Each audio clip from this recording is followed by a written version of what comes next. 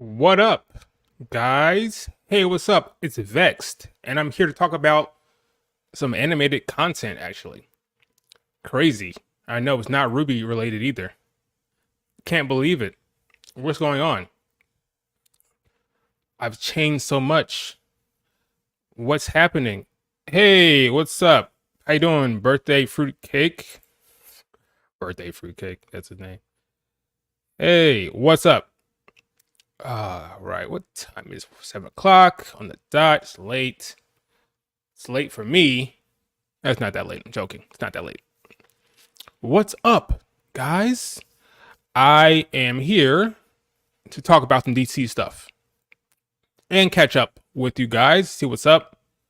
Uh, Good to hear. Good to hear. I was gonna just watch episode 1 of the My Adventures of with Superman, but I ended up binge watching the entire thing. And I saw that there was a bit of a controversy when it comes to some of the the latest episode. So I figured I'd do a stream talking about the entire series, talking about the last scene that people are talking about, and have some with that. And I also want to touch on the other news with Gal Gadot and James Gunn and Wonder Woman. So this will be a full on DC stream. But first, we're going to talk about My Adventures with Superman, and then we'll talk about James Gunn's nonsense at the end of the stream. Hey, what's up? Hey guys, what's good? What's good? What's good? Rob Curio, what's good? Hey, how you doing? Hi.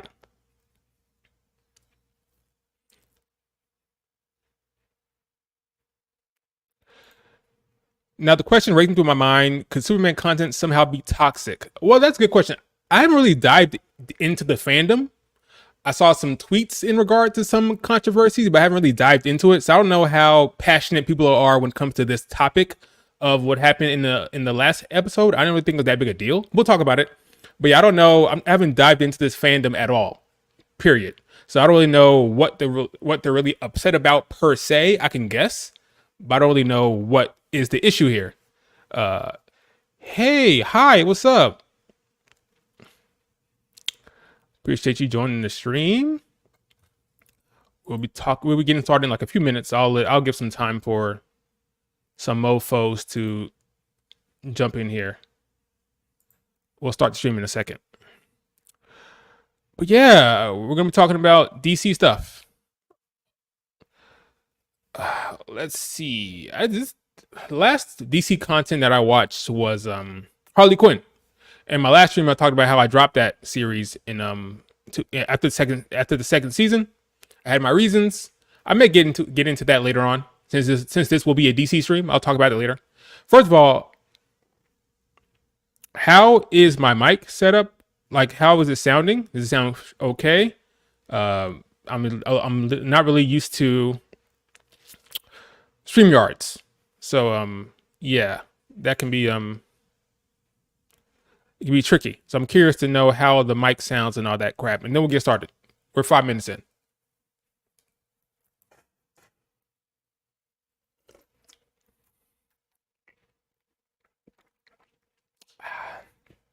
Sound fine? Great. Awesome. All right. Okay. So I've given people 5 minutes. I will go ahead and start. I wanted to get the stream scheduled ahead of time because every time I do a stream, someone will say, "Hey, I didn't even know about it." So you guys know now. I think I created this stream, scheduled it like early this morning. I already forgot. Was it yesterday or early this morning? I think it was early this morning. So, all right, we can get started now. We can get started. I think. Let's do this. Let's do this. Let's go to the beginning. All right.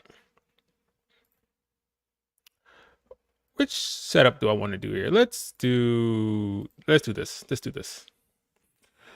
So we're talking about My Adventures with Superman. It's an animated superhero television show based on DC Comics and the character Superman. Series developed by Jake Wyatt and produced by Warner Brothers Animation. and DC Entertainment with the animation outsourced to Studio Mir in South Korea. This is the same studio that did Harley Quinn, and they did some Young Justice stuff. So very much familiar with DC content at this time. They're the Warner Brothers animation studio go-to, Studio Mir. The series premiered on Adult Swim on July 7th, 2023, with each episode releasing on Max, not HBO Max, but Max, shortly after broadcast. So the premise here is the story follows Clark Kent as he builds his secret identity as Superman while exploring his own mysterious origins, as well as Lois Lane, who is on her way to being a star reporter. Teaming up with photographer Jimmy Olsen, the trio break the stories that matter and save the day against many villains in the city of Metropolis, while also contending with Agent Slade Wilson, aka Deathstroke, and Amanda Waller, and the Task Force X. I don't believe they name dropped Task Force X yet in the show, but I've only seen 5 episodes, which is the only one those are the only 5 that have been released. I don't think they've name dropped that name yet. I could be wrong. So maybe the synopsis is kind of giving it away here, but I don't think they name dropped that yet. So basically here we have a very young Superman story. Jimmy Olsen is a photography student and a alien conspiracy theorist.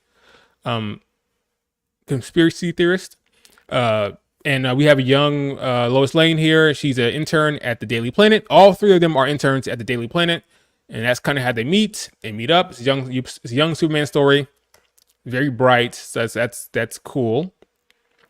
Lane is shown to be very capable. Jimmy Olsen is kind of the third wheel, which they call out in the show, which I appreciate. He's the third wheel. All the third wheel tropes are there. Lois and Clark are together half the time, and he's kind of out there, kind of by himself, and he's kind of feeling left out. And they've touched on that, so I appreciate that. He's very much the third wheel. Third wheel, Jimmy Olsen, which we expected. And this is very much the early days of Superman.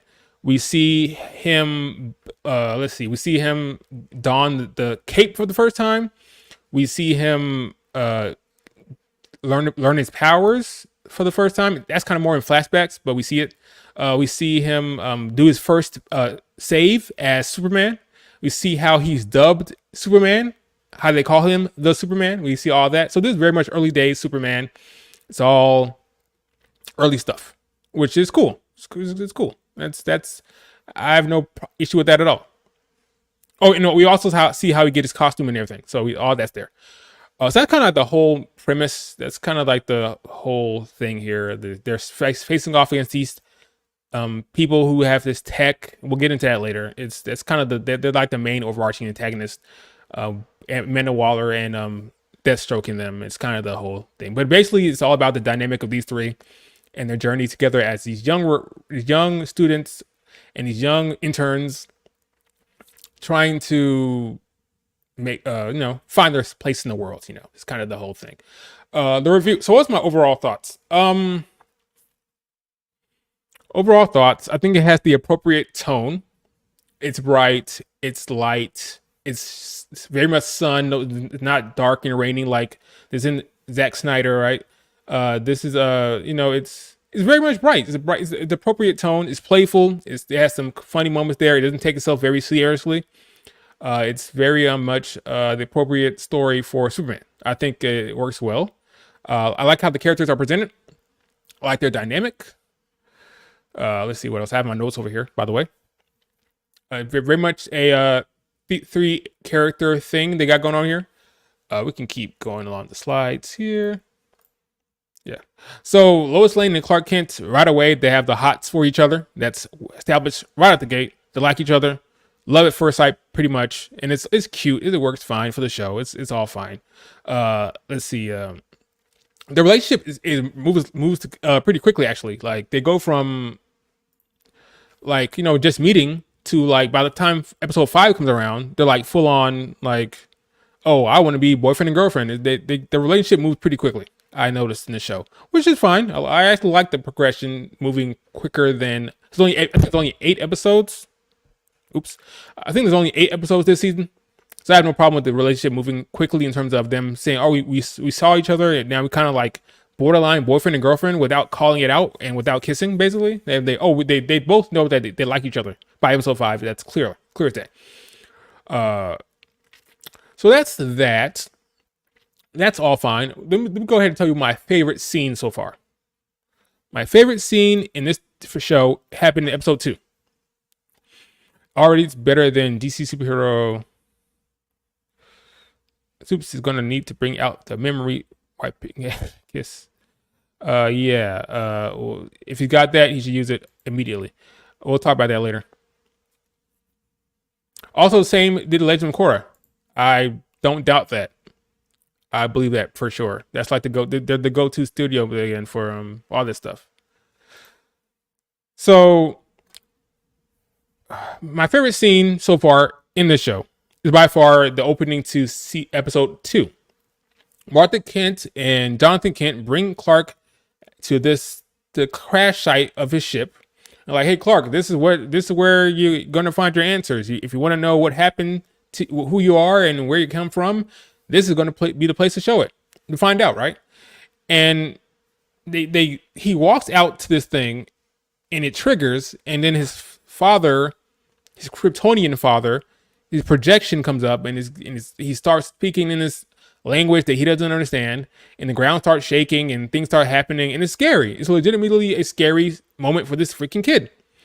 And his parents almost fall into the damn ship. It's the whole thing. Like, it's the whole thing. It's a very shocking moment for this kid. And he reacts like any kid would. Like, this is scary. I don't want to be involved with this crap. And he, like, covers up the whole ship again with the dirt. He's like, I want to leave. I don't want to come back here. I don't want to be this. I want to be your son. Am I not your son? It's very classic Superman stuff. Very alien origin stuff. It's very good. It's very appropriate Superman stuff. It works well. It's a powerful scene. It's an effective scene. He's like, who am I if I'm not, am I not human? Like, what is this? It's very, very well done. I like the opening to episode 2. It's the best scene so far in the entire show. They have to reassure him and comfort him and say, hey, no, you are our son. But like, no, if I'm not human, then what am I? I'm scared. He wanted nothing to do with that ship after being around it for like a few seconds when that thing started shaking and someone started yelling at him in a different language. He doesn't know that is his dad. He has no idea who that was. He just some guy projection yelling at him. Of course he's gonna be scared. And he almost saw his parents fall into the damn thing. They almost died. Freaking, it's a scary situation. Very effective scene. Very good. So that's the best scene so far in the show, for me at least. So what I want to talk about next? Let's see. So we got there's some good imagery here, some good stuff going on with Superman. I like this shot here. See what else we got here. Later, once he's done talking to, in episode, I think it's episode 2. Yeah, episode 2. So talking to Lois Lane about, like, she wants to know who Superman is. At this point, they've discovered Superman. They want to know who he is. And he wants to know who he is. So he goes back to the ship and he confronts his fears and he talks to, his father. He can't understand him, and his father like unlocks the memories, or I don't think it's his memories, but it's more like, I don't really know what's going on. I think he gives him his own memories or gives him visions, and then going forward he keeps getting flashes of Krypton and different moments in time that happened that he wasn't there for. It's all somewhat interesting. I want to know where that's going.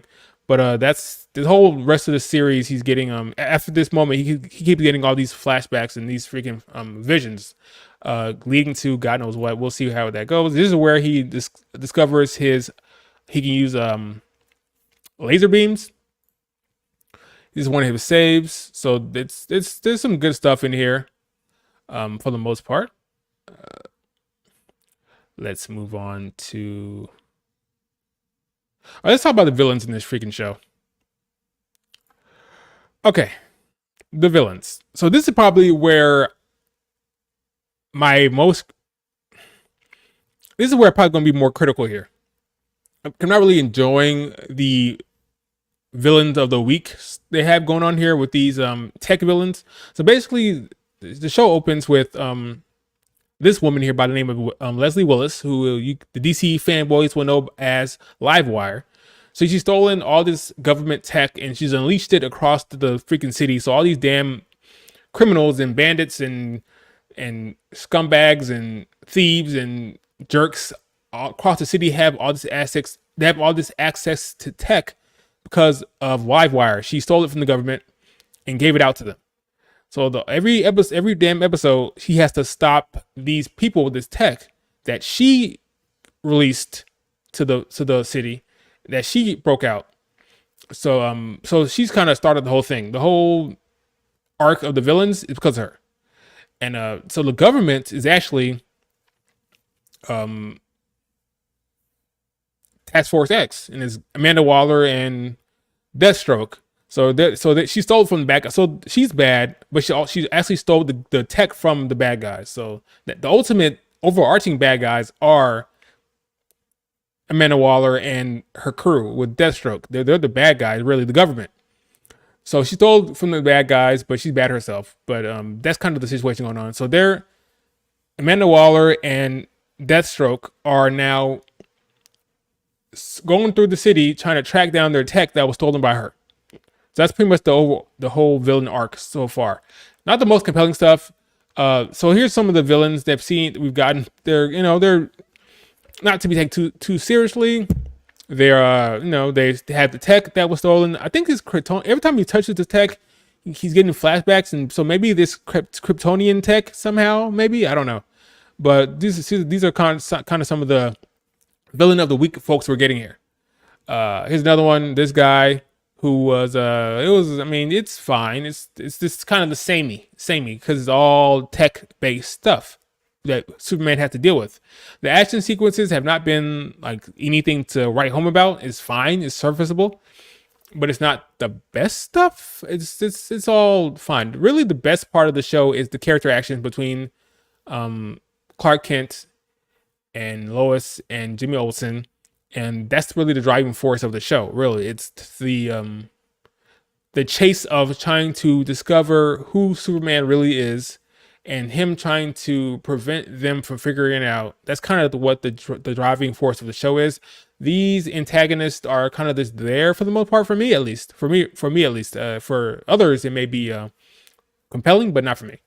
It's just serviceable villains of the week with tech-based weaponry. So here's Amanda Waller, Deathstroke in the middle here, and the General to the right. They're the actual main bad guys of the show. They're the biggest threat to Superman by far, and they haven't really got going yet. I think in the next couple episodes we're going to really see them kick it up into the next gear, but that's kind of where we're at right now. Let's see what else we have here. That's Flight 16. Okay, well, let's go to. Are you ready to talk about? Because let's just go ahead and talk about this scene. So before we can actually talk about this scene, we're gonna have to set up like what's going on. Like the scene that everyone talk about right now, we have to kind of set it up. So in episode 1, Superman saves Lois and Jimmy Olsen, and they had to figure out, and that's what kind of like drives. That's like the driving force of Lois Lane's curiosity. She's like, who is this guy? This is a huge story. There's freaking Superman or a man with superpowers flying around here. Who is this guy? This is a massive story. Let's break it to the paper. We'll impress our bosses. And, this will be a great story. Like, who is Superman? Who is this guy? Who's the Blur, right? So they take pictures of this dude originally. It's kind of like, this is what you got. Like, picture like this.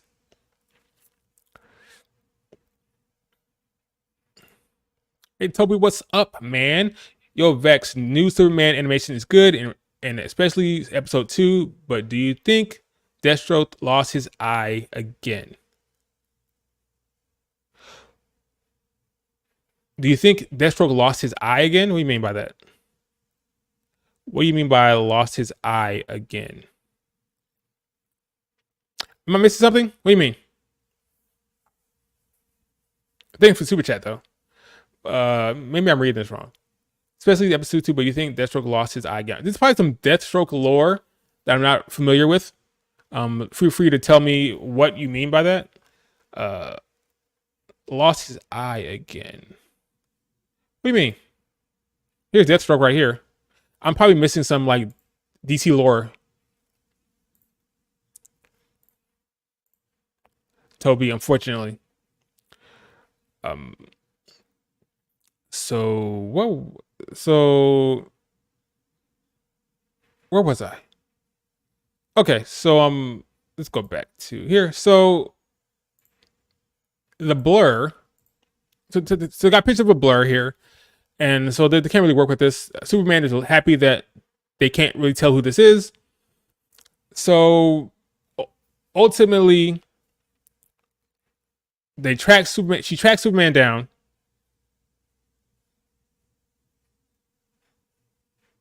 I meant in next episodes. Oh, okay. Oh, okay. Probably. Probably. I think you. I think you will.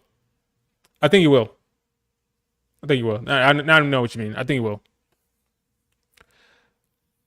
I believe so. Like, why wouldn't they do that? I think they will go that route.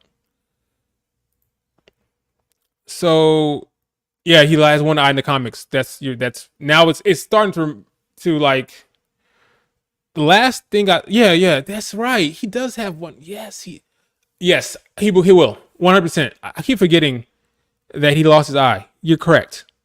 I've seen pictures of him with the one eye. I thanks you for reminding me. Yes, he will absolutely lose his eye, at least one, by probably by the end of the season finale. Season finale, he will lose an eye. I believe so. Um, I think so. So let's.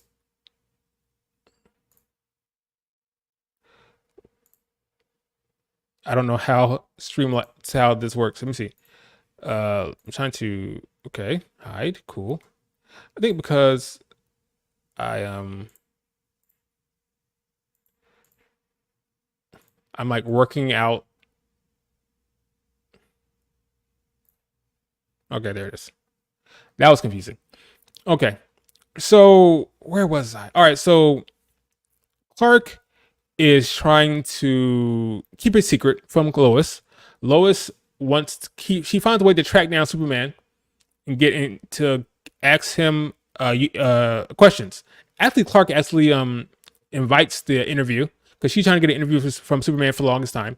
He's all right. I'll give her an interview. She asked him a bunch of questions, and he gives an honest answer to his question. Her question. She's like who are you? Like I don't know like where I came from. I don't know how my powers work. And he's being honest. She thinks he's lying, which if I were her, I think he was lying as well. So from there, we have a situation where Clark accidentally gives her the ultimate clue to figure out who the hell he is. Okay. So he freaking leaves. So here's the interview part. When she asks him a questions, he gives her a bunch of answers. But well, we'll go straight here. So she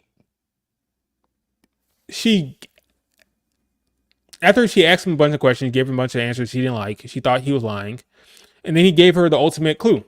He gave her his jacket that had the clue of that he was trying to hide in it. She puts it on. She puts her hand in the pocket. She pulls it out, and she sees the kid that was flying as the news reporter of this kid that was flying in the air. She ties it together, saying, "Oh, he's Clark." And so this is the moment where she realizes that there's a good chance that Clark is Superman. And they present it like she's pissed, as you can see. Like it was an interesting choice. She was almost annoyed that she found this out. I didn't know why they went this route. I mean, it's fine. It works. It's a choice.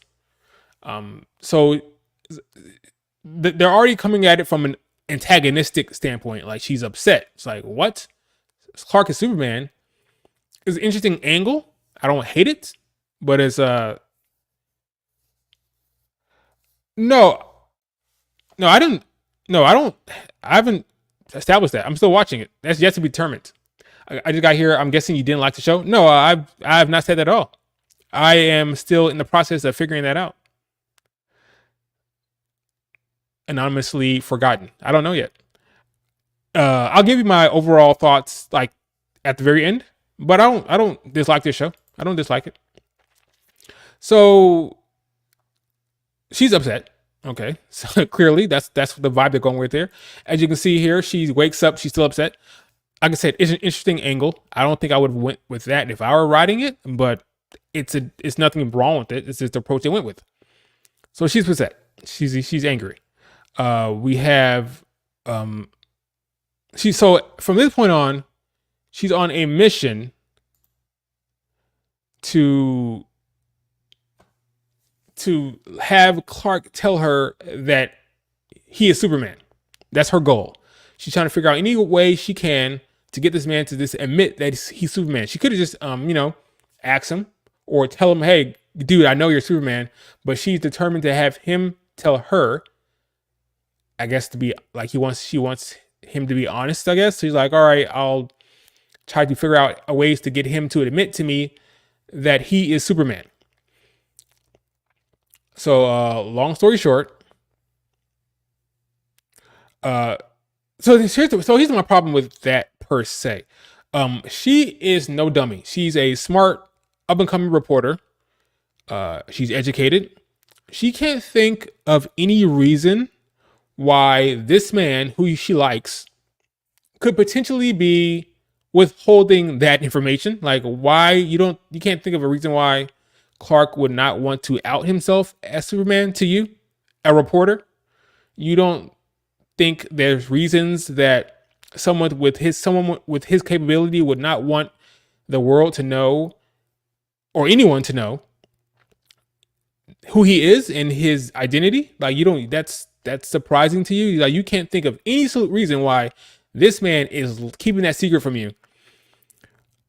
She's selfish, and that's not just me saying that. In episode 1, she said that herself. She's selfish. She's a selfish character, which is fine. That's not bad writing. That's just the character they went with. It's a character flaw.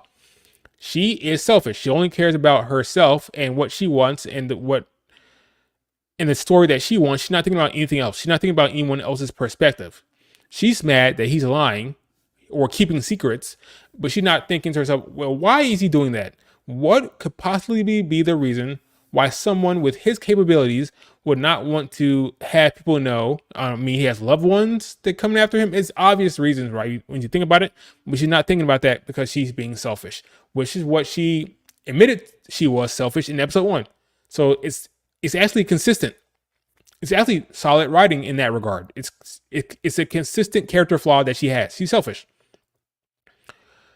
So she chases. So this scene coming up where we see right here, she chases Clark down, or not Clark. She chases Superman down, and once again she handcuffs herself to Superman. Like, you're not going anywhere, because I know you're Clark. She didn't say this, but she knows he's Clark, and she wants him to tell her that he's Clark. So he handcuffs himself to Superman, and now he has to fight with her handcuffed to him. And then he flies her off to the building, and he leaves her like, it's too dangerous. Because right now there's a woman, again, with the tech-based weaponry from the government who they're chasing down. And Amanda Waller and the General and Deathstroke, they are chasing her down because they're trying to find all their tech in the city. So anyone who has the tech, they're going after them.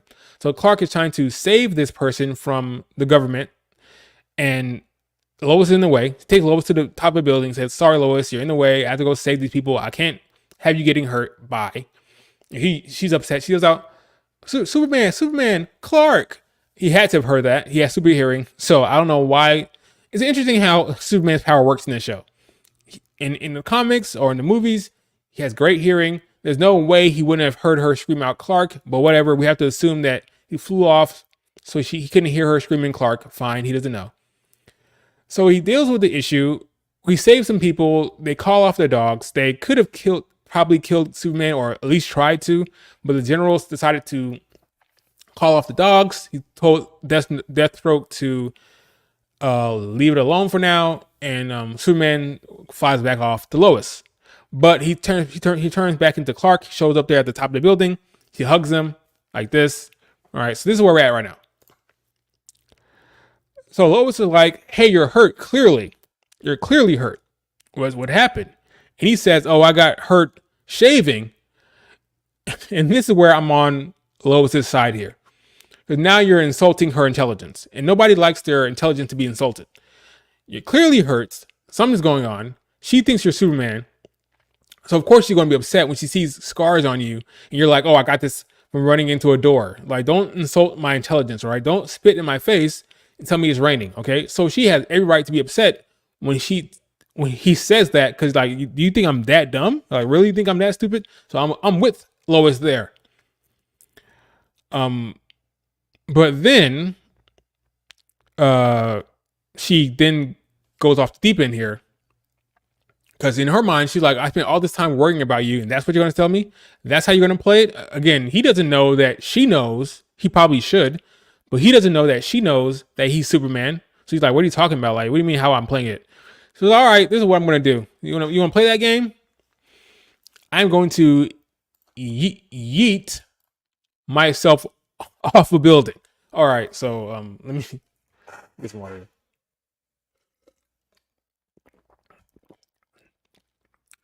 So this is where Lois loses me. In no way, under any circumstance whatsoever, is it okay to try to force someone to out themselves by basically attempting suicide. That's what she did. She forced him to out himself by jumping off a building. What? That's crazy. That's crazy. That's ridiculous. Like that's insane. She's crazy.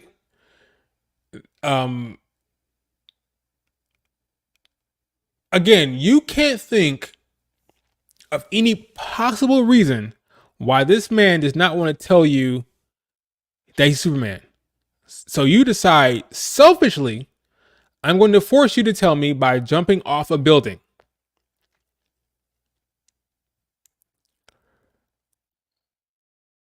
That's ridiculous.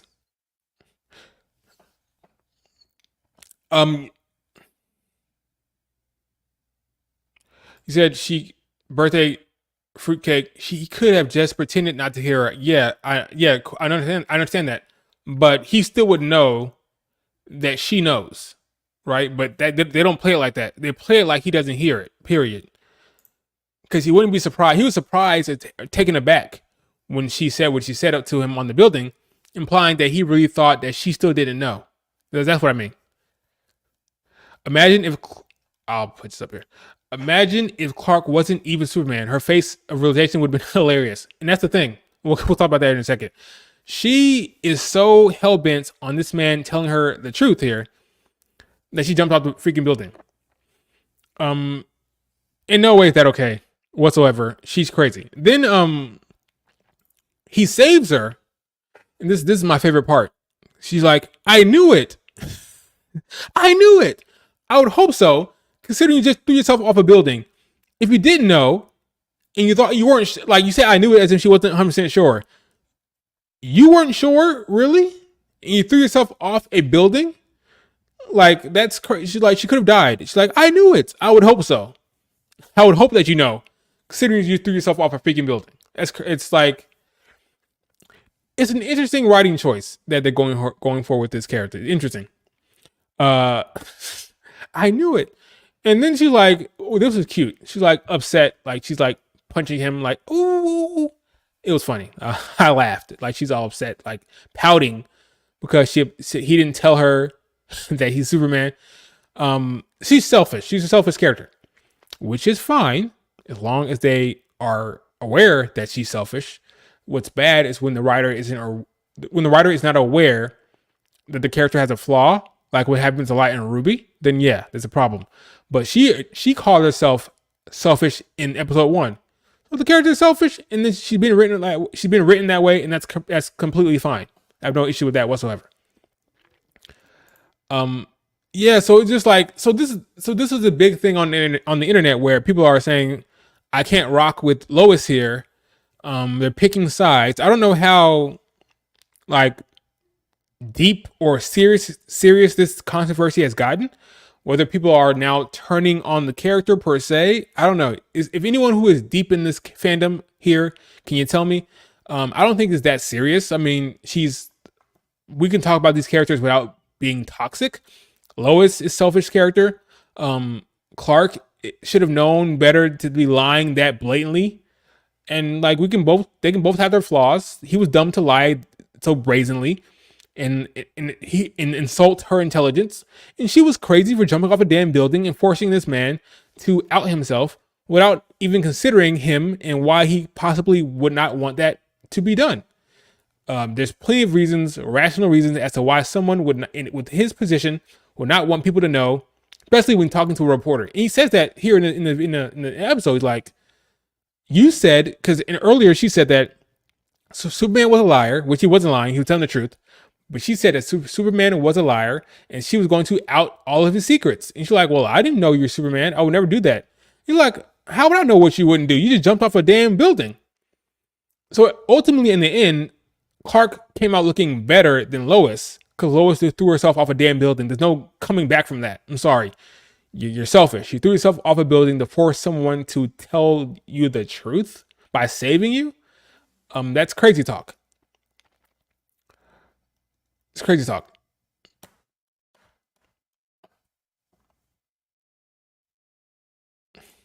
And right, and she lied herself in episode 1, so she's a liar herself. Like they lied. She lied when she wanted to get them to chase after the story, and they almost got killed. Not only did they almost lose their job, but they almost killed because they got themselves into a very dangerous situation. So it's like it's all it's again it's not bad as long as the writers acknowledge that the character is selfish, which they did, and if she acknowledges that later on and she comes around and develops, then it's all great. Then it's all fine. But yeah, it's this show is why didn't you tell your biggest secret even though we knew each other for a few months? Exactly. They she even said like, "Oh, I don't know what we're going to be, but we're not going to be that anymore." It's basically saying like, "Oh, we were going to be something more than friends, but we can't do that anymore because you're lying to me." Like she should be more. Again, it's a cartoon. This is the way it's being written, but she should be more worried by the fact that this guy has superpowers, and you never seen anything like that. So shouldn't you be kind of alarmed by how powerful this man is? Like, is he a human being? Is he a freaking robot? Or what is this man? Like, that's kind of well, she's trying to get to the answer to get to the bottom of that, but their relationship status is irrelevant right now. That's what she's focusing on. Oh, that we're going to be more than friends, but no, that's over now. Like, you just threw yourself off a damn building. I think he's not really feeling you right now himself, right?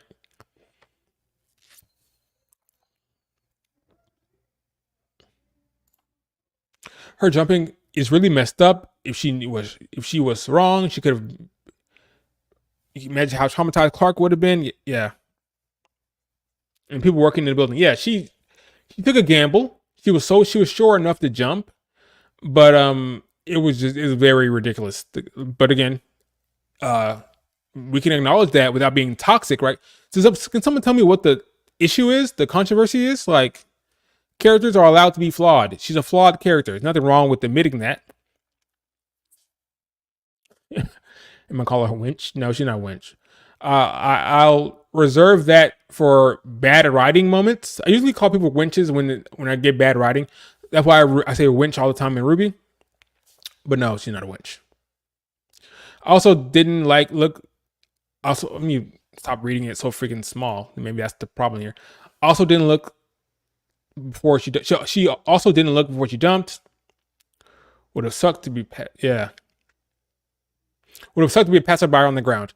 She just took a leap of faith because she's so damn passionate and determined to know the truth. Basically, like she wants to know the truth at any cost. She's selfish and she wanted him to out himself. Now, at that point it was pretty obvious that he was Clark, considering there were scenes earlier in the episode where they were teasing how obvious it was. Like, I gotta go get a bagel. And like Superman has saved the day. He came back and was like, oh, something else happened. He ran off again and came back. It was they're playing it up as if it was obvious that he was Superman. So at that point, she was sure, but so it's not so much that she didn't know; she was pretty sure at the time. And the evidence was overwhelming. It was like 99.99999% sure it was Clark. So, but the issue is the outing of him, like forcing him to out himself. That's the issue, really.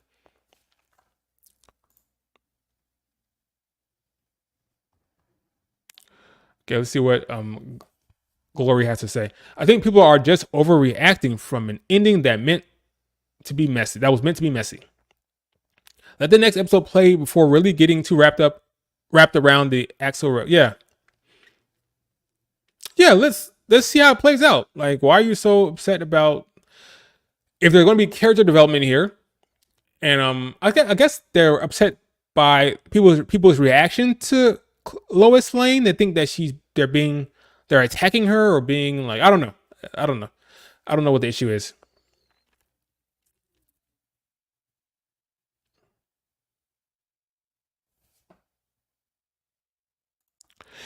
Basically, Lois doing something similar to what Amber did from Invincible, getting mad that someone she liked lied about superhero identity and secret. I remember that arc, and people didn't like Amber after that, huh?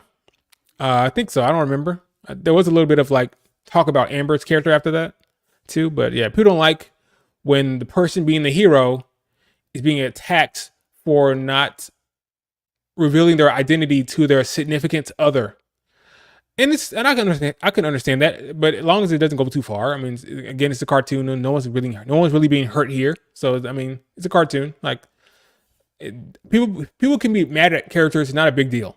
Okay, it's not. I don't think it's being toxic for being angry or being upset with the character.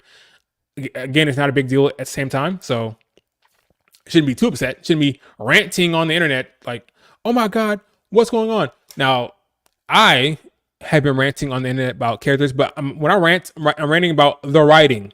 I'm not treating the character like it's a real character. Like, I don't like Ruby Rose in Ruby because she did this, yada yada yada. No, when I critique these characters, I'm going right at the writers. I'm like, this was poorly written, and I don't like how this was executed because the writers did this. I'm not treating the characters like they're real people, and I'm not going to defend the characters like they're real people, like happens so much in the Ruby community. Well, people treat the characters like they're real, like they're sisters, and they go to bat for the characters as if they know them from down the road, like they grew up with these characters. No, that's toxic. Treating these characters like they're real individuals, like they have to be defended or have to be taken down. That's toxic. Talking about the actual writing in the direction of a show, that's not, for me at least.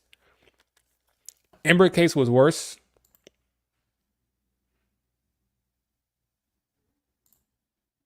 Yeah, I don't remember.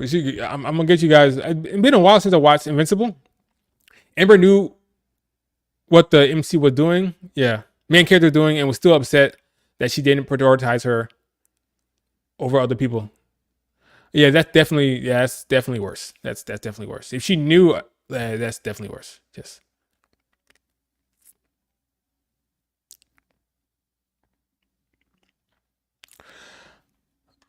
What you talking about here? I get angry when a toxic character gets rewarded for their misdeeds, and the drama comes from someone just being human.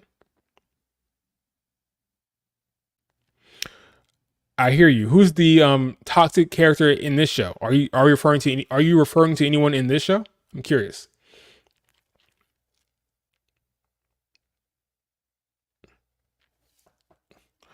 Like I said, she's a flawed character, which they have addressed.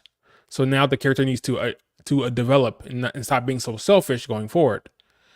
Um, so that's something we can look forward to going forward in this show. But yeah, the Adventure of Superman, it's it works. I'm watching it. I actually like, if I didn't watch episode one. See, I watched episode one and I didn't really love it. If I were just watching episode one, I probably would not continue. But because of this controversy, I wanted to know what the hell they were talking about. So I kept watching it, and I actually liked episode 2 a lot. Like I like the opening of episode 2. That probably should have been the opening of the entire show. It should have opened with episode 2. The cold open of episode 2, that flashback, that should have been what they showed in episode 1. Honestly, I like the episode that came after episode 1. And so now I'm on board. I'm curious to see where this goes, how they handle the rest of it. I'm curious to see if Lois will develop. Jimmy Olsen is freaking out on his own at the third wheel. Last time we saw him, he's being looked at by this freaking gorilla out in the woods. I don't know what's going on there. So I'm curious to see where this goes. I think it's solid so far. It's driving a lot of conversation. It's DC animation, which is, it's near and dear to my heart since I grew up on Batman the Animated Series and the Justice League. So we'll see. We'll see where it goes.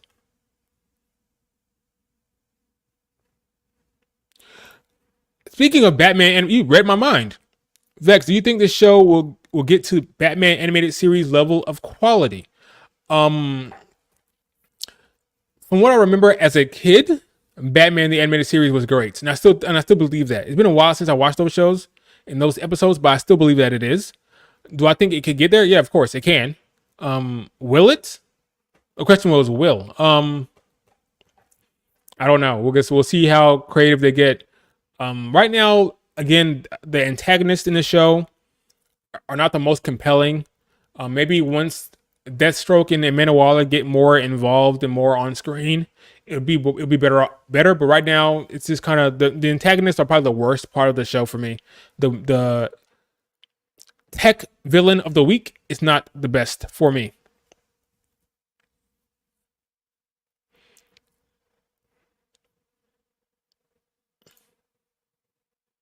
This is becoming an invincible talk. Season 2 is about to come out, right?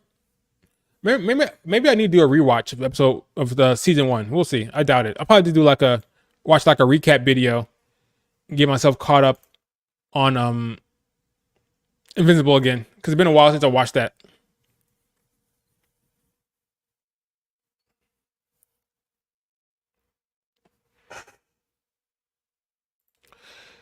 If she didn't whine about Superman, he could have also. If she didn't whine about Superman, he could have also. They barely now know each other and ain't dating. Making sure she didn't dox him. Family is different from the selfish reason to expose him. Yeah, it's definitely selfish. Like it's a selfish thing. All right, so that's all I really want to say about my. Right, when I said that, I got a super chat. I will definitely put that up. Thank you so much for this super chat. Let me minimize that. Lois playing wild stunts, i.e., jumping off the Daily Planet to get Clark to reveal his secret identity, isn't new. Almost every iteration of her has done a version of it. In the movie, she also pulled a gun on Clark and shoots him. You are correct. There is always some version of it's very familiar, right? It's very familiar. There's always some version of this story where Lois will do something. Sometimes it's not intentional. Sometimes she'll be arguing with him and she'll slip, or there'll be a blast that sends her off somewhere and he has no choice but to then out himself. That's been the case. So there's been cases where accidentally he's fallen off and he had to no choice but to reveal himself. But yes, there is other iterations of the comics and the animation where Lois will do something to reveal. Once she knows for sure, she'll do some act. Again, whether it's selfish or not, that still doesn't change the situation, right? It still could be selfish to do that thing she's doing. Like, for example, in this episode, in this show, it's definitely a selfish act, for sure. But yeah, you're not wrong. It's definitely a common thing for Lois to do. The first 2 episodes premiered together as a 2-parter. I have no idea. What do you think about the art direction, especially the character designs? I think it was trying too hard to be anime. Well, it's an Asian studio. They're South Mir in South Korea. These are the same folks who did Legend of Korra. They did Harley Quinn. They did a lot of stuff. So I'm not gonna fault an Asian studio for that style. So it is what it is. I thought it was good. I thought it looked good.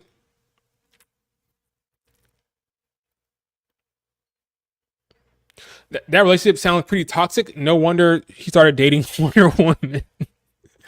Uh, Imagine birthday fruitcake says, imagine Lois having a casual conversation with Clark, and then the floor beneath her just booms. Yeah, that's something that we've seen before in different iterations of the show, of the comics in the story, where Lois doesn't throw herself off, but something happens right when Clark is there, where he has no choice but to out himself, or he had to block a bullet, or like she'll slip, or someone will blast, do like a blast, like you did, like you just said, a boom, the ground falls, like stuff like that can be very effective and worked the same way. And I think the "I knew it" line will work better if he had to save her, not because of something she did. Like if she fell by accident or someone blasted her, that "I knew it" line would probably work a little better. It'd still be weird. You'd be happy they just saved you, not yelling at him. But it is what it is. She's a interesting character they've set up here. So yeah, that's cool. So that's all I wanted to say about this show. So let's move on to the other DC news that happened today. Um, yeah, honestly, Clark is. I'm not gonna lie. I thought about that. Honestly, Clark is more than fast enough to dress up and save her in time. Yes, I actually thought about that. You know what, Clark, you should have waited till she got always to the bottom, and then Superman came and saved her, and she goes back up to the top, and Clark's like, "What the hell happened? Why'd you fall? Why'd you jump? What's going on?" He could have done that, but that would have been the ultimate level of gaslighting, and I don't think he would have done that at that point. But yes, I did think about that. Like, you could have saved her as Superman, and then change back into Clark and go back up to the top of the building, and she goes up there and she sees you up there. Like, you could have done that. That did cross my mind.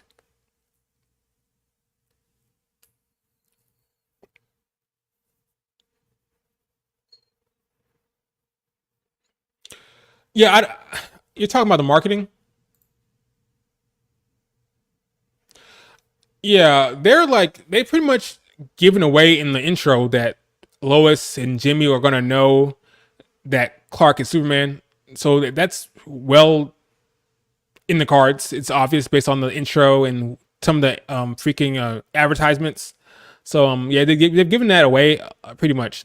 So yeah, ooh, that's not really wasn't really surprised how quickly she discovered who he was, and how quickly his identity was outed to her, because a lot of the promo material has pretty much showcased that.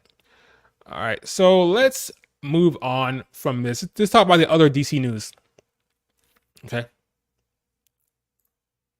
talk about other DC news. James Gunn, you shameful son of a bitch. I'm kidding. It's not that serious. Nothing is that serious, honestly. That was a joke. I'm kidding. I'm kidding. Not that serious. But I was on Twitter, minding my own, by the way, scrolling Twitter and not bothering anyone, and I saw the news that Gal Gadot dropped a little interview, and she says that she's developing Superman 3 with James Gunn and Peter Safran.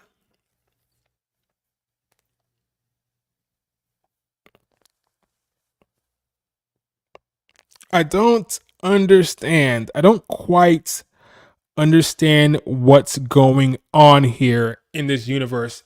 I don't quite understand what the hell James is doing. I thought we were done with this. I thought it was over. Why are we still utilizing these characters, or not the characters, but this cast from the previous regime? You're done with Henry Cavill. You're done with Ben Affleck. You should be done with Gal Gadot. Move on. Rip off the Band-Aid. Let it go.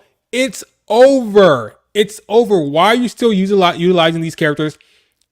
There's a stigma that comes with this. I see you saying characters, not she's not Wonder Woman. She's not Wonder Woman actually, right? The cast. Why are you still utilizing this cast? It's time to move on. This cast has bad stigma. It has bad juju. Okay, when you see Gal Gadot, when you see Ben Affleck, when you see Henry Cavill, you think the previous regime, you think the DCU, you think Batman v Superman, you think Wonder Woman 1984. He should be trying to get away from that shit completely. It's over. Rip off the band-aid. Start fresh with Superman Legacy. I think that's the name of the Superman movie has coming out, right? Superman Legacy. Move on. I don't. Let's take a look at this damn article here. Let's take a look at this thing. Okay. Let's take a look at this. It says here.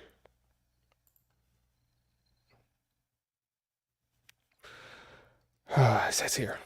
Gal Gadot developing Wonder Woman 3 with James Gunn and Peter Safran. It says here.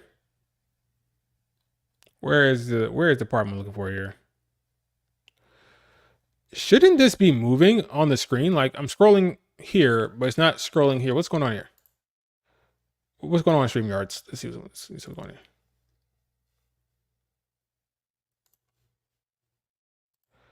Why is it not scrolling on the screen?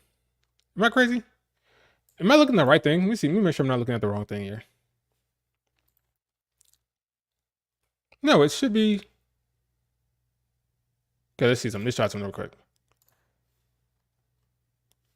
No, it's not scrolling. Why isn't it scrolling? Maybe it is. Do you guys see me scrolling right now? Maybe it's scrolling for me, but maybe it's scrolling for you guys. Like right now, I'm scrolling. Do you see me scrolling? Let me refresh the page. Let me see what happens. I'll refresh. Do you see me scrolling? Yeah, I don't know how StreamYards works. It's being weird.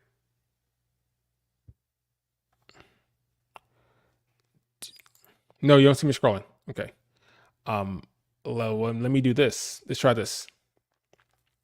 Since it wants to be stupid, let me remove this. Let me stop screen. Okay, let me present again. Let me share screen. Let me share screen. Let me share window. Let's try this. There we go.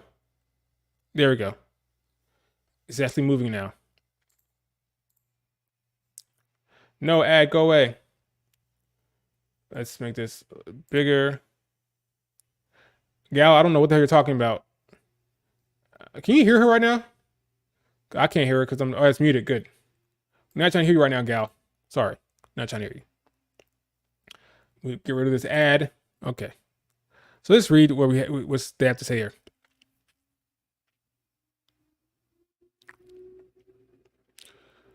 Wonder Woman in the DC universe. No, this is not the quote. Where's the quote? Where's the quote? Where's the quote? Where's the quote?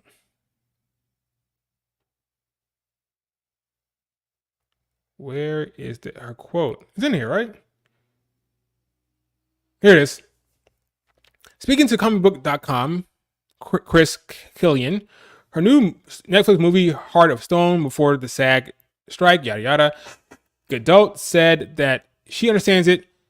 As she understands it, she will be developing Wonder Woman 3 together with Gunn and Safran. I love portraying Wonder Woman, Gadot says. It's so close to and dear to my heart. From what I heard from James and Peter, is that we're going to develop Wonder Woman 3 together. Now, I don't know how early this freaking thing was. This is before the SAG strike. So I don't know. And the like SAG strike and the all that stuff, both strikes.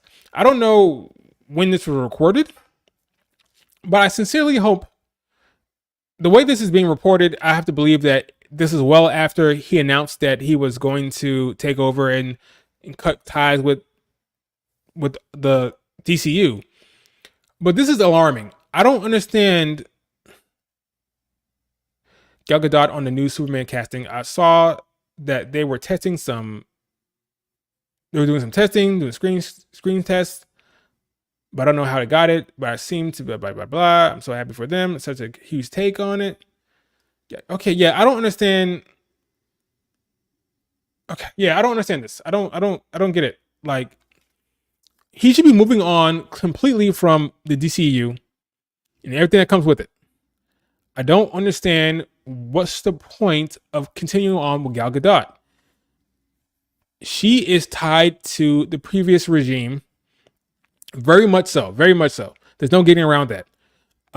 It's a mistake. He needs to cut ties. He needs to find a new Wonder Woman.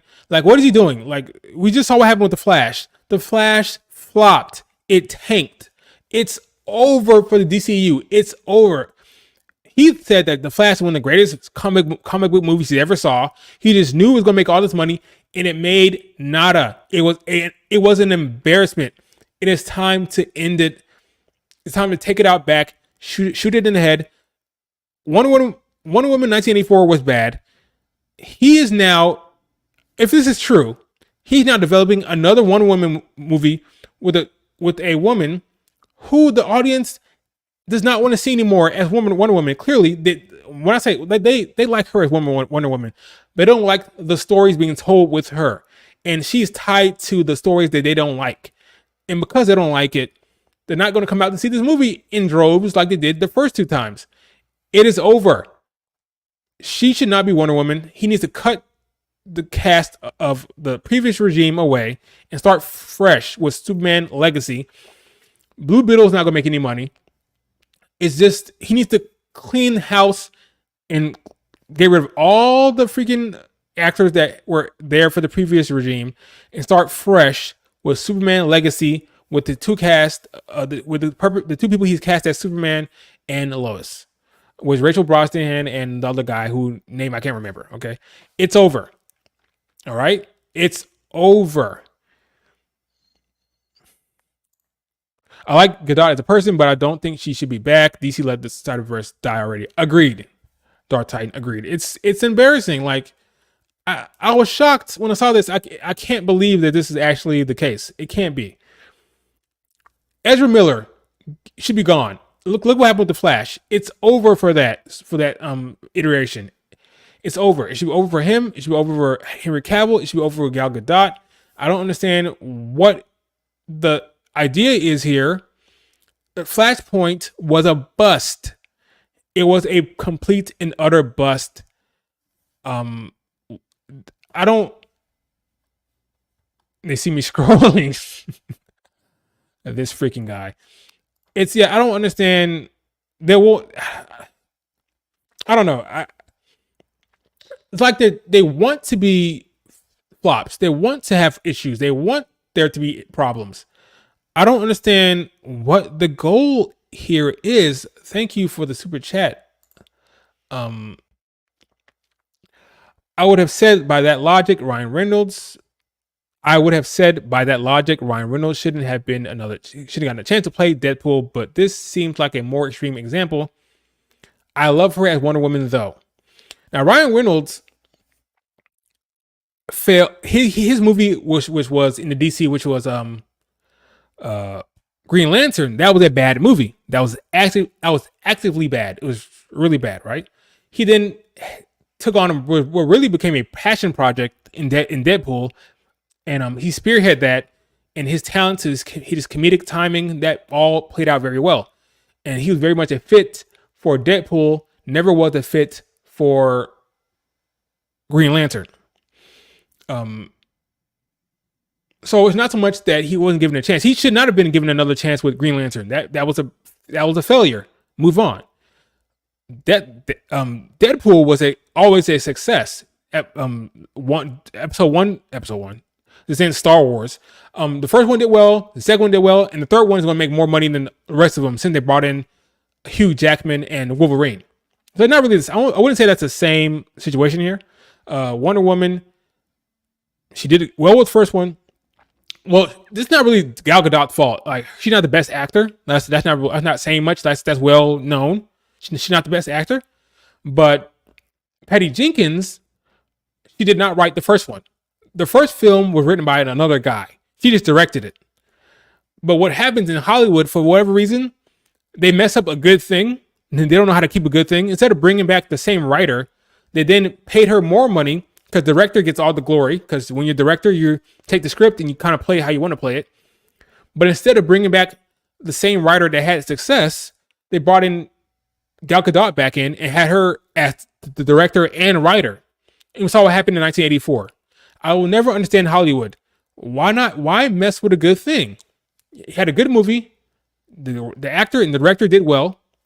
Bring them back for the second movie and do the same thing again. But no, they give more power to the director because the director gets all the fame and the glory. The writers never get the fame and the glory. It's always go to the directors. And she came in, she wrote her script for 1984, and no one, I won't say no one, I did not like it.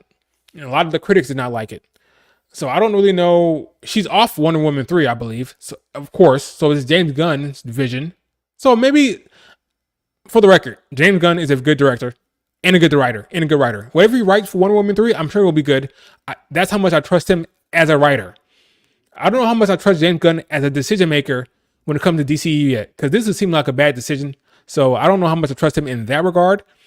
But when it comes to writing and directing, if you told me right now, James Gunn is writing Wonder Woman 3, sign me up. I'm confident that he'll put forth a good showing in terms of his writing and his directing. Like if he told me he's writing it, great. I don't think he is. So I don't really know what's going to happen with that. But Wonder Woman, they just need to start fresh with the whole thing. I just believe so. And again, the whole point of the whole director thing, the same thing happened with, by the way, same thing happened in Marvel. So Patty Jenkins directed, some guy wrote it, came together on the first one, it did well, success. Second movie came around, they gave all the power to Patty Jenkins, and it didn't work because she didn't write the first script. Same thing happened in Marvel with Thor. Thor Ragnarok, success.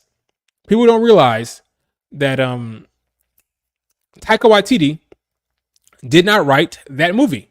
Thor Ragnarok. He directed it, he did not write it. But because the movie was such a success, and the director gets all the credit, he was at the forefront. So then they gave him all the power for Thor Love and Thunder. And that movie was not as well received. I did not like that movie whatsoever. So if you're wondering why Thor Ragnarok was good, but Thor Love and Thunder wasn't. Well, he did not write Thor Ragnarok. He did write Taika Waititi and directed Thor Love and Thunder. So that's a thing I'll never really quite understand about how the industry works. Why mess with a good thing? Directors want to write their own thing. They want to have their own story. So of course they're going to want to write it. And you want the director to come back, they have no choice but to give them. I get it. They have no choice but to give them that power. If you want the big time director to come back, you give them more power. You let them write the damn thing. That's how it works. I just think it's unfortunate because I like the chemistry of the first project, and I think they should just try to lean on that. But unfortunately, if you want the director to come back, you got to give them even more power than you did the first time. That's just how it is. That is just how it is.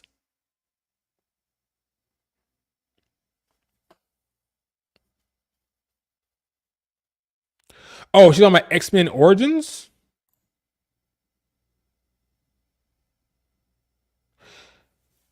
Wait. Maybe I don't. Oh my God. See, my bad. Isn't it? Is it Kana? My bad. KK. My bad. I see now. See, I blocked X-Men Origins out of my mind completely. He was in that movie as Deadpool. You are correct. And they sewed his mouth shut, right? And you are correct. That is the case. My bad. I forgot. I get it now. So let me reread your comment now that I know what you're talking about, right? I would have said by that logic, Ryan Reynolds shouldn't have been get another chance to play Deadpool. But this does seem like a more extreme example. Okay. Gotcha. Now, again, I don't have a problem with Gal Gadot's performance. And just like I didn't have a problem so much with Ryan Reynolds' performance in X-Men Origins, it wasn't his fault. The writing and directing was the issue. And we saw that was proven out to be the case when we saw how passionate he was about the Deadpool project going forward and how well he executed his vision and his sensibilities later on. All right. So you're right. I don't think Gal Gadot should not play Wonder Woman anymore because Gal Gadot is a bad Wonder Woman. I think she shouldn't play Wonder Woman anymore because they need to let go of the past and have a clean cut slate from the DCU. They need to abandon the last cast because the audience still connects them to the movies that were not so well received. Unfortunately for her, 1984 was not good. Unfortunately for her, Justice League was not well received. Unfortunately for her, Batman v Superman was not well received. Those the Snyderverse needs to be pushed aside and forgotten about and moved on from. And unfortunately, she is tied to the Snyderverse. That is why I'm saying Gal Gadot needs to not be Wonder Woman anymore. Does that have to do with her performance? She's fine. She's not the best actress, but she's fine. She made Wonder Woman, the first Wonder Woman. She made the first Wonder Woman movie work well, right? She did well there. The issue is not that. The issue is they have to move on from the Zack Snyder verse. So that's why I'm saying that. But I'm glad that I now understand what you meant by your comment. So I appreciate that.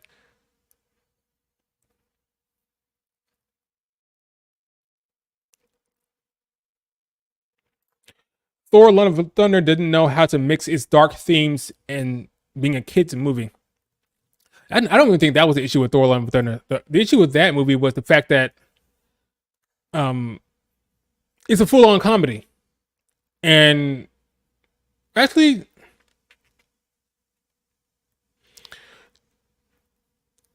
I take your point. The issue I had with Thor: Love and Thunder is that there were so many moments where you could that was more compelling. Like, for example, um, what's her name? What's her name in the Jane? What's the name of the character that has the cancer?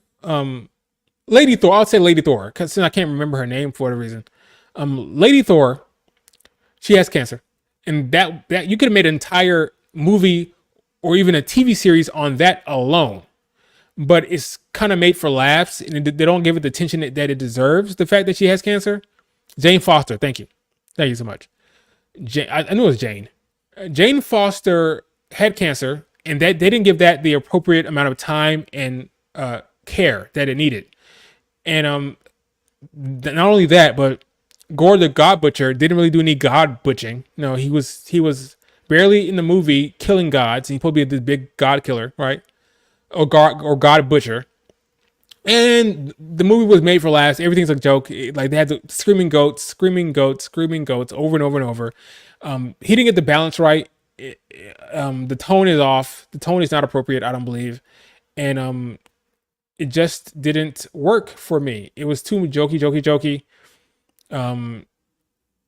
It was just, I hate that. I have not watched that movie again since I saw it in the movie theater. I don't think I'll see that movie anytime soon. It's just a joke fest, and it didn't really touch on the things that I thought they were going to. I thought they're really going to dive into the cancer. I thought really going to get more compelling moments from Gore the God Butcher, and it just never really happened. The scene at the end when they had the kids come out, he gives the kids the power, and the kids are fighting. Like, oh, this is what the movie is. Okay, I understand. Just not for me. Yeah, they kidnap the kids. Yeah, um it wasn't good. It wasn't good. He kidnapped the kids because he knew that Thor was going to save the kids. The same Thor who's a god that you're saying it's bad, but he's not bad because you're kidnapping the kids because you know he's gonna come save the kids. So why are you then acting like he's this bad god? It was never script wasn't great. Script was not great. Yeah, it was uneven. Thor: Love and Thunder was just uneven. But yeah, Gal Gadot, I don't really know what's going on with James Gunn, man. James Gunn, I think he's better as just the creative. I don't know if this was the best idea to have James Gunn running this whole thing. We'll see. We're early. Let's see Superman Legacy. Let's see what happens with that.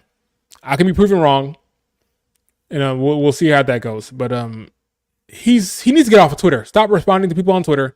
Stop responding to every damn tweet you see. Be like Kevin Feige and stop like addressing everything on the internet. Get off the internet. Stop tweeting so much, and be an actual lead of a studio, or not studio, of a property, the IP, please. Because right now it's looking pretty messy right now, in terms of how you're handling the situation. Flash made you look really bad. James Gunn looked very bad after Flash because he was sure, they were all sure that movie was going to make all the money, and it made no monies. It made no monies whatsoever. I still enjoy Thor: Love and Thunder despite all the flaws, and that's the best kind of stuff right there, man. I love when people enjoy stuff. I wanted to enjoy it, but it didn't happen. For example, for me, we're talking Marvel right now. For me, Doctor Strange in the Multiverse of Madness. A lot of people had a problem with that. I enjoyed it. Despite its obvious flaws, I enjoyed that movie. I thought that movie was fun. I liked the horror elements, but I acknowledged that movie had a lot of problems, but I still enjoyed it despite that. So zero monies. They have zero money. It made zero monies. It lost money. It's the biggest loss for any superhero content or any movie in the DCU, or even ever. I don't quote me on that, but I know it lost all the monies for sure. All right. I will go for another 5 minutes. Let you guys ask any last questions you want to get in here. Again, I will be letting you guys know well in advance. Like, for example, for this stream, I let you guys know well in advance that this is happening. So no more last minute streams, hopefully. That'll be the end of that. But I'll go on for another 5 minutes, see what you guys have to say, and then we'll call it the stream. But overall,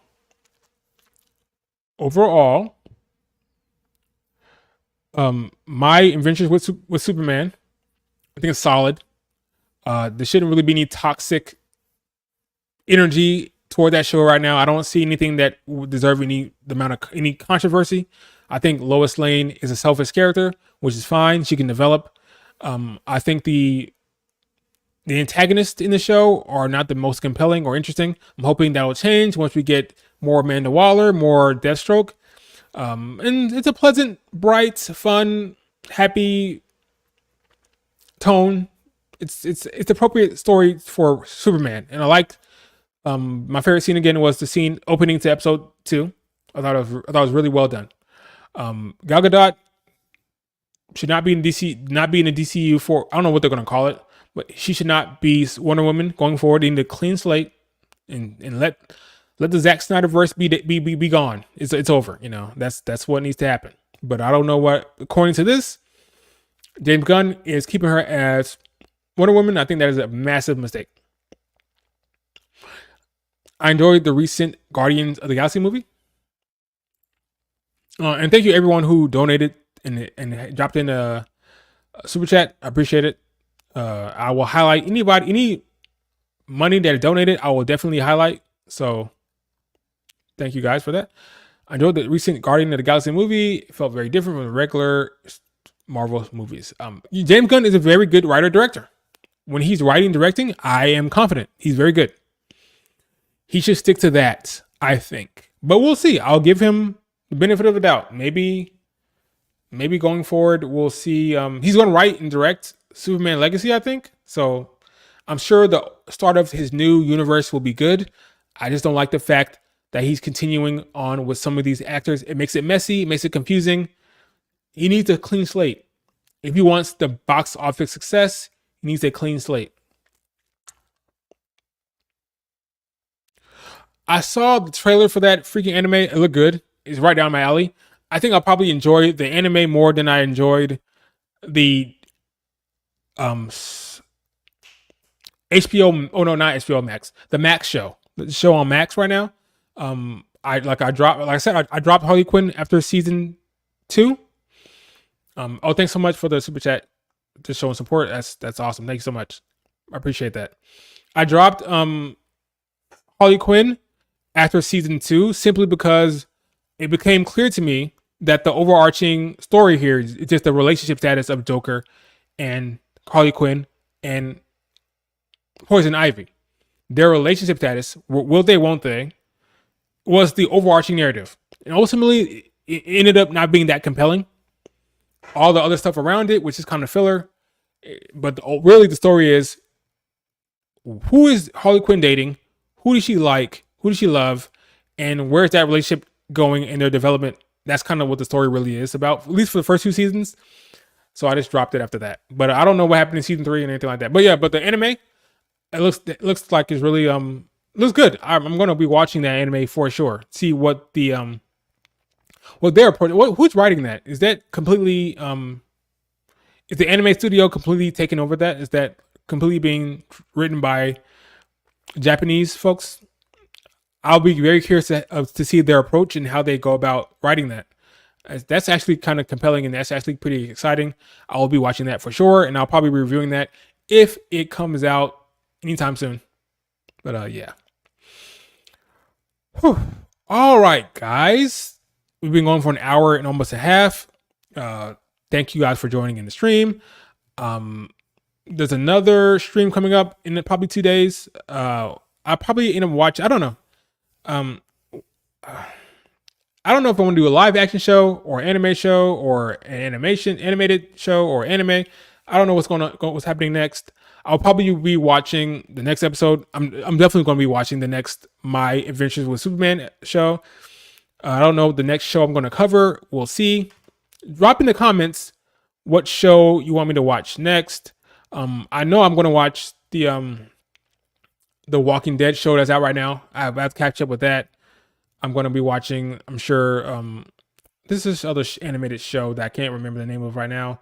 I'll tell you that in the comments maybe. But we'll see. I haven't decided yet. But we'll see where we go. Ruby is not greenlit. We don't really know what's happening with that. I'm not really concerned about that. Like I tweeted today, like people are finding different ways to talk about Ruby. I don't know how. There's nothing to talk about. But you know, it is what it is with Ruby. We'll see what happens with that show. I'm not that pressed about it. But we'll see what happens. But again, thank you guys so much for hopping on the stream. I will catch you guys later, and probably 2 days from now I'll do another stream because I've come to the realization that editing and writing is it's taking up too much time, and I'm not loving it that much anymore. So you'll be getting more live content going forward, more direct to the consumer or the viewer, not that much editing going on here. So that'll allow me to do more content, and it'll free me up to not be so stressed about editing and recording video and freaking recording audio, stuff like that. So we'll see what happens there. All right, guys, appreciate you guys. I will talk to you guys later on the next one. Thank you guys for super chats, and I'll see you next time. Peace.